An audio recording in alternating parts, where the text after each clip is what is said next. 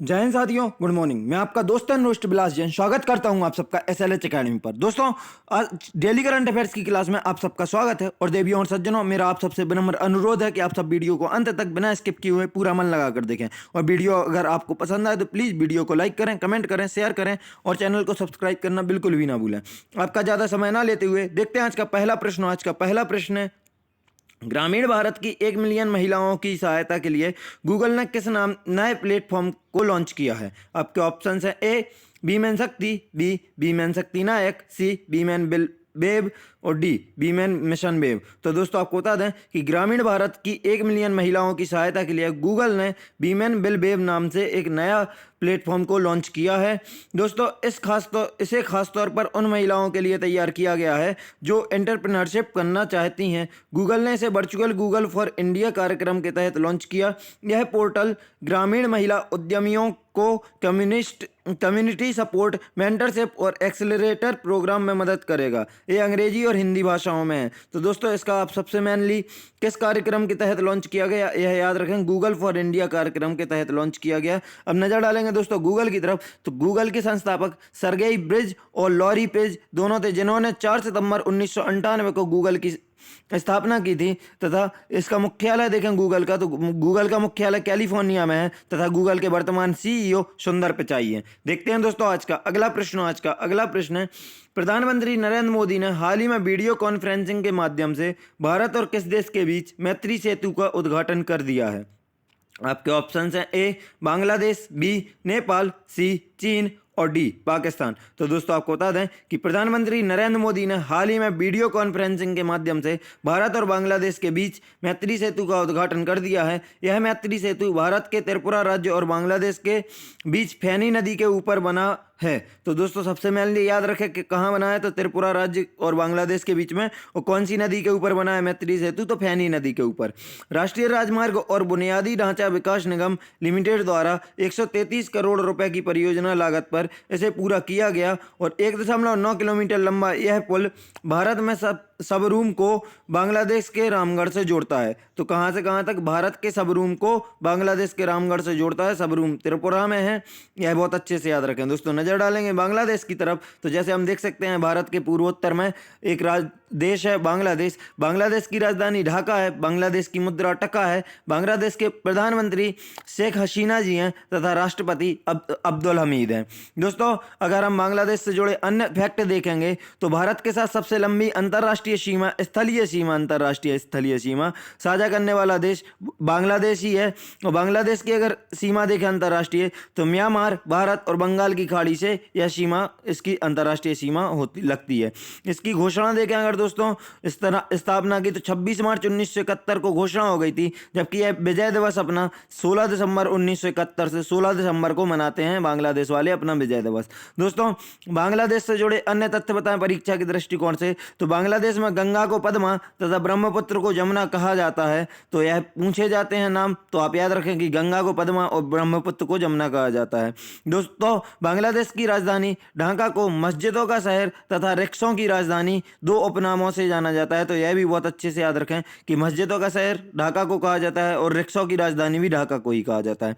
साथ ही दोस्तों, ढाका में 30 दिसंबर 1906 को अखिल भारतीय मुस्लिम लीग की स्थापना हुई थी। तो यह प्रश्न बहुत महत्वपूर्ण है, आप बहुत अच्छे से याद रखें कि अखिल भारतीय मुस्लिम लीग की स्थापना ढाका में हुई थी और कब हुई थी? 30 दिसंबर 1906 को। देखते हैं दोस्तों आज का अगला प्रश्न है, हाल ही में अदानी ग्रीन एनर्जी की इकाई ने गुजरात के कच्छ में कितने मेगावाट का पवन ऊर्जा संयंत्र चालू किया है? आपके ऑप्शन हैं: ए 500 मेगावाट, बी 100 मेगावाट, सी 200 मेगावाट और डी 300 मेगावाट। तो दोस्तों, आपको बता दें कि हाल ही में अदानी ग्रीन एनर्जी की इकाई ने गुजरात के कच्छ के रण में 100 मेगावाट का पवन ऊर्जा संयंत्र चालू किया है। अदानी ग्रीन एनर्जी लिमिटेड की कुल अक्षय ऊर्जा क्षमता 14,815 मेगावाट हो गई है इस 100 मेगावाट के नए प्लांट के बाद। इसके पहले उनकी 14,715 मेगावाट थी कुल अक्षय ऊर्जा। अब है अक्षय ऊर्जा की कैपेसिटी 14,815।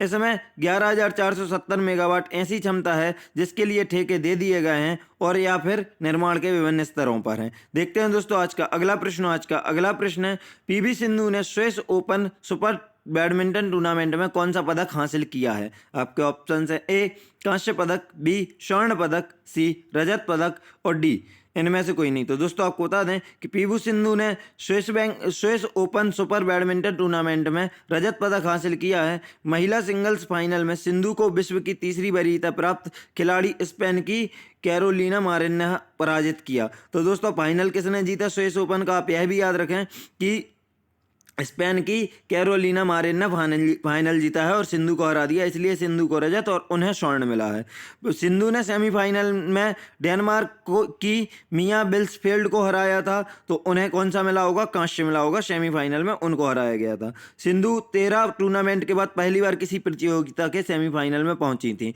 तो दोस्तों यह लगातार 13 प्रतियोगिता से किसी भी प्रतियोगिता में सेमीफाइनल में नहीं पहुंच रही थी, लेकिन 13 प्रतियोगिता बाद Swiss open super badminton tournament में यह सेमीफाइनल में पहुंची और इन्होंने वहां पर रजत पदक जीता। देखते हैं दोस्तों आज का अगला प्रश्न है महिला उद्यमियों को समर्थन एवं सहायता प्रदान करने के उद्देश्य से किस बैंक ने हाल ही में स्मार्ट अप उन्नति नाम से एक कार्यक्रम की शुरुआत की घोषणा की है? आपके ऑप्शंस हैं A HDFC bank, B Axis bank, C Dena bank और डी SBI बैंक। तो दोस्तों आपको बता दें कि महिला उद्यमियों को समर्थन एवं सहायता प्रदान करने के उद्देश्य से HDFC बैंक ने हाल ही में स्मार्ट अप उन्नति नाम से एक नया कार्यक्रम की शुरुआत की है, घोषणा की है। महिला सिंगल्स फाइनल में सिंधु, सॉरी दोस्तों यहाँ पर थोड़ी सी मिसप्रिंट हो गई है, तो आपको HDFC के बारे में बता दें कि HDFC की संस्थापक विभू वर्गीज हैं तथा इसकी स्थापना अगस्त 1994 में हुई थी।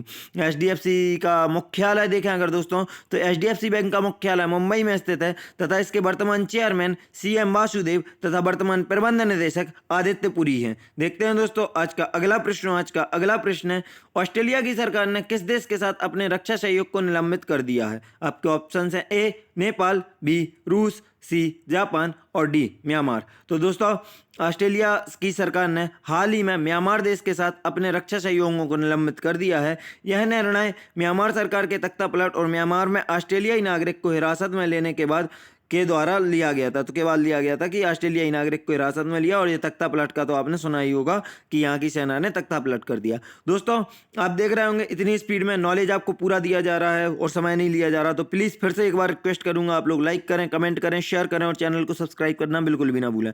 नज़र डालते हैं म्यांमार की तरफ, तो जैसे हम देख सकते हैं यह भारत के पूर्वी हिस्से पर स्थित एक देश है म्यांमार, जिसकी सीमा देखेंगे अगर हम तो चीन, भारत, बांग्लादेश, थाईलैंड, लाओस से इसकी स्थलीय सीमा तथा हिंद महासागर से यह अपनी तटीय सीमा लगाता है। म्यांमार की राजधानी नेपियदा है तथा म्यांमार की मुद्रा क्याट है। दोस्तों म्यांमार से अगर साझा करने वाले राज्यों देखें कि जो भारतीय राज्य म्यांमार से सीमा साझा करते हैं उनके नाम देखें तो मिजोरम, नागालैंड, मणिपुर और अरुणाचल प्रदेश 4 ऐसे राज्य हैं जो म्यांमार से भारत की स्थलीय सीमा साझा करते हैं। इसके बाद अगर म्यांमार का उपनाम देखें दोस्तों तो म्यांमार को विश्व में स्वर्ण पैगोड़ों का देश कहा जाता है। पैगोड़ा क्या होता है तो आप याद रखें दोस्तों, जैसे हम देखते हैं मंदिर के ऊपर शिखर बना होता है, ऐसे ही बौद्ध स्तूप के ऊपर भी शिखर बना होता है और वह यहाँ पर पूरे गोल्डन कलर में है, तो इसलिए यहाँ पर इसको म्यांमार को स्वर्ण पैगोड़ों का देश कहा जाता है। दोस्तों यहाँ पर हम इसकी म्यांमार की सबसे लंबी नदी देखें अगर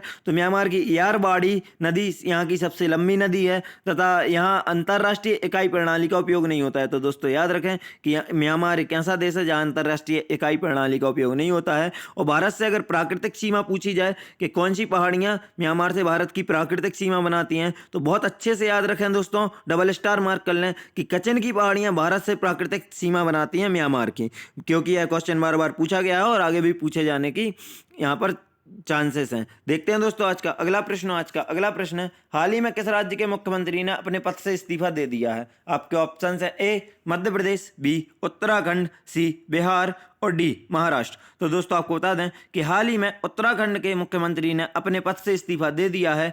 त्रिवेंद्र सिंह रावत 2017 में उत्तराखंड के मुख्यमंत्री बने थे। तो दोस्तों आप देख सकते हैं इन्होंने हाल ही में इस्तीफा दे दिया है और उत्तराखंड की राज्यपाल बेबी रानी मौर्य को इन्होंने अपना इस्तीफा दिया है। देखते हैं दोस्तों आज का अगला प्रश्न है हाल ही में किस राज्य में भारत का पहला वन चिकित्सा केंद्र खोला गया है? आपके ऑप्शन है ए बिहार, बी कर्नाटक, सी पंजाब और डी उत्तराखंड। तो दोस्तों आपको बता दें कि हाल ही में उत्तराखंड राज्य में भारत का पहला वन चिकित्सा केंद्र खोला गया है। अब आप लोग सोच रहे होंगे कि पहले उत्तराखंड नाम आया, मैंने डिटेल्स नहीं दी, वो इसीलिए नहीं दी थी क्योंकि मुझे पता था कि आगे फिर से उत्तराखंड आने वाला है। उत्तराखंड वन अनुसंधान की तरफ से कालिका रिसर्च सेंटर के पीछे जंगल में जापानी तकनीक पर आधारित देश के पहले हीलिंग सेंटर की स्थापना की गई है। तो दोस्तों तकनीक का नाम बहुत अच्छे से याद रखें कि भारत का पहला वन चिकित्सा केंद्र किस तकनीक के आधार पर खोला गया है, कौन से देश की तकनीक के आधार पर खोला गया है, तो जापानी तकनीक के आधार पर खोला गया है। दोस्तों यहाँ तनावग्रस्त लोग प्रकृति के बीच रहकर तनाव से मुक्ति पा सकते हैं और सेंटर बनाने का उद्देश्य तनावग्रस्त लोगों को तनाव से बाहर निकलने के साथ ही लोगों में जंगलों के प्रति लगाव पैदा करना है। तो दोस्तों आप लोगों ने भी कभी एहसास किया होगा कि जब भी आप तनाव में होते हैं तो आप कहीं प्राकृतिक जगह पर पहुंच जाएं या शांतिमय जगह पर पहुंच जाएं तो आप तनाव मुक्त होते हैं। इसी के लिए यह भारत का पहला वन चिकित्सा केंद्र खोला गया है कि लोग यहाँ से तनाव से मुक्ति पा सकें। अब नजर डालेंगे दोस्तों हम उत्तराखंड की तरफ, तो देख सकते हैं जैसे कि यह उत्तर में स्थित एक राज्य उत्तराखंड जो उत्तर प्रदेश से अलग होकर जिसकी स्थापना हुई थी। और स्थापना कब हुई थी दोस्तों? 9 नवंबर 2000 को यह उत्तर प्रदेश से अलग होकर एक अलग राज्य बना था। दोस्तों उत्तराखंड की राजधानी देहरादून है। उत्तराखंड के मुख्यमंत्री अभी तक त्रिवेंद्र सिंह थे जिन्होंने इस्तीफा दे दिया है। उत्तराखंड की राज्यपाल बेबी रानी मौर्य हैं। और उत्तराखंड की आप अगर नेशनल पार्क देखें दोस्तों तो Rajaji national park, Jim Corbett national park जो भारत का पहला नेशनल पार्क है, जिम कॉर्बेट नेशनल पार्क तो बहुत अच्छे से याद रखें दोस्तों। नंदा देवी नेशनल पार्क, फूलों की घाटी, गंगोत्री और गोविंद। अब आप इसको एक ट्रिक के हिसाब से भी याद रख सकते हैं कि गोविंद राजा जिम करने नंदों के साथ फूलों की घाटी फूल लेकर गंगा गए। तो ऐसे आपको पूरे याद हो जाएंगे कि गोविंद राजा जिम करने नंदों के साथ फूल लेकर गंगा गए, तो आपको उत्तराखंड के पूरे नेशनल पार्क याद हो जाएंगे। उत्तराखंड की अगर हम परियोजनाएं देखें दोस्तों तो ग्लौगी जल विद्युत परियोजना जो यहाँ की पहली जल विद्युत परियोजना है जिसकी स्थापना 1909 में हुई थी, आप याद रखें। टिहरी जल विद्युत परियोजना जो भागीरथी और भीलंगना नदी पर है। तो नदियों के नाम बहुत अच्छे से याद रखें दोस्तों क्योंकि पूछे जाते हैं। विष्णु प्रयाग परियोजना जो कि अलकनंदा नदी पर है। धौलीगंगा परियोजना जो कि धौलीगंगा नदी पर है। पंचेश्वर परियोजना और मनेरी परियोजना जो कि भागीरथी नदी पर स्थित है। तो दोस्तों याद रखें। और अगर हम उत्तराखंड की सीमा ही देखें तो तिब्बत तथा नेपाल से इसकी अंतर्राष्ट्रीय सीमा और हिमाचल प्रदेश और उत्तर प्रदेश से यह राजकीय सीमा साझा करता है। देखते हैं दोस्तों आज का अगला प्रश्न। आज का अगला प्रश्न है, हाल ही में मध्य प्रदेश के दमोह जिले के सिंग्रामपुर गांव में सिंगौरगढ़ किले के संरक्षण कार्यों का शिलान्यास किसने किया है? आपके ऑप्शन है ए रामनाथ कोविंद, बी वेंकैया नायडू, सी शिवराज सिंह चौहान और डी गोपाल भार्गव। तो दोस्तों आपको बता दें कि हाल ही में मध्य प्रदेश के दमोह जिले के सिंग्रामपुर गांव में सिंगौरगढ़ किले के संरक्षण कार्यों का शिलान्यास हमारे राष्ट्रपति रामनाथ कोविंद जी ने किया है। दोस्तों श्री रामनाथ कोविंद ने भारतीय पुरातत्व सर्वेक्षण के नव नक्काशीदार जबलपुर सर्कल का भी उद्घाटन किया है। दोस्तों इसके साथ अगर मध्य प्रदेश की छोटी सी डिटेल देखें तो मध्य प्रदेश की राजधानी भोपाल है। मध्य प्रदेश की स्थापना 1 नवंबर 1956 को हुई थी। मध्य प्रदेश के मुख्यमंत्री श्री शिवराज सिंह चौहान तथा राज्यपाल आनंदीबेन पटेल हैं। मध्य प्रदेश को अगर उपनाम देखें तो सोया स्टेट, टाइगर स्टेट और हृदय प्रदेश के नाम से इसको जाना जाता है। दोस्तों मध्य प्रदेश की सीमा देखें तो महाराष्ट्र, गुजरात, राजस्थान, उत्तर प्रदेश और छत्तीसगढ़ 5 राज्यों से यह सीमा साझा करता है। और मध्य प्रदेश भारत में सोयाबीन तथा दलहन का सबसे बड़ा उत्पादक राज्य है। दोस्तों मध्य प्रदेश में अगर नेशनल पार्क देखें तो Satpura national park, Panna national park, Bandhavgarh national park, Kanha Kisli national park, Pench national park, Sanjay Gandhi national park, Madhav राष्ट्रीय उद्यान, वन विहार राष्ट्रीय उद्यान, जीवाश्म राष्ट्रीय उद्यान यहाँ के प्रमुख राष्ट्रीय उद्यान है जो आप याद रखें। और अगर देखा जाए देश में तो सबसे ज़्यादा नेशनल पार्क मध्य प्रदेश में ही है। मध्य प्रदेश का मैं मटकी नृत्य और कर्मा नृत्य बहुत फेमस है, तो आप बहुत अच्छे से याद रखें। और याद रखें दोस्तों कि मध्य प्रदेश में भारत का हीरा और तांबे का सबसे बड़ा भंडार पाया जाता है। तो हीरे और तांबे का सबसे ज़्यादा भंडार कहाँ पाया जाता है? मध्य प्रदेश में। और दोस्तों याद रखें कि मध्य प्रदेश के सतना में विश्व का पहला व्हाइट टाइगर सफारी खोला गया। तो यह विश्व का पहला था जो मध्य प्रदेश के सतना जिले में खोला गया। यह भी बहुत महत्वपूर्ण है। और भारत के 18 बायोस्फीयर में से 3 मध्य प्रदेश में, यह भी महत्वपूर्ण है क्योंकि यहाँ पर ज़्यादा है। फिर दोस्तों भारत में सबसे अधिक वन क्षेत्र वाला राज्य मध्य प्रदेश है। मध्य प्रदेश को अभी मैंने आपको बताया सोया स्टेट, टाइगर स्टेट, हृदय प्रदेश और एक और है नदियों का मायका, जो कि आप आप लोगों से पूछा जाता है, ट्रिकी है, तो याद रखें नदियों का मायका मध्य प्रदेश को कहा जाता है। मध्य प्रदेश का राजकीय खेल मलखम्ब है, जिसकी घोषणा सन 2013 में की गई थी। तो यह भी याद रखें कि इसकी घोषणा मलखम्ब को 2013 में मध्य प्रदेश का राजकीय खेल मनाया गया। और ओरछा और ग्वालियर मध्य प्रदेश के दो ऐसे शहर हैं जो यूनेस्को की विश्व धरोहर सूची में शामिल है। दोस्तों, देश का पहला हीरा संग्रहालय मध्य प्रदेश के छतरपुर जिले के खजुराहो में खोला गया। तो और देश का पहला गो अभ्यारण्य कामधेनु गो अभ्यारण्य मध्य प्रदेश के आगरमालवा जिले में खोला गया। तो यह थे मध्य प्रदेश से हमारे महत्वपूर्ण फैक्ट। देखते हैं दोस्तों आज का अगला प्रश्न। आज का अगला और आखिरी प्रश्न है, हाल ही में किसे APRACA Asia Pacific rural and agriculture credit association के अध्यक्ष के रूप में चुना गया है?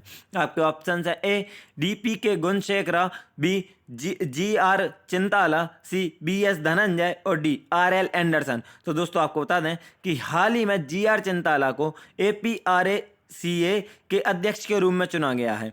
GR चिंताला इससे पहले नाबार्ड के अध्यक्ष हैं। तो दोस्तों याद रखें कि GR चिंताला अभी Asia Pacific rural and agriculture credit association के अध्यक्ष बने हैं और यह नाबार्ड के भी अध्यक्ष हैं। और चिंताला ने यह पद DPK गुणशेखरा से ग्रहण किया। तो इनसे पहले APRACA के अध्यक्ष अपने DPK गुणशेखरा थे, जिन्होंने अब पद छोड़ दिया है और पद त्याग करके GR चिंताला यहाँ के अध्यक्ष बन गए हैं।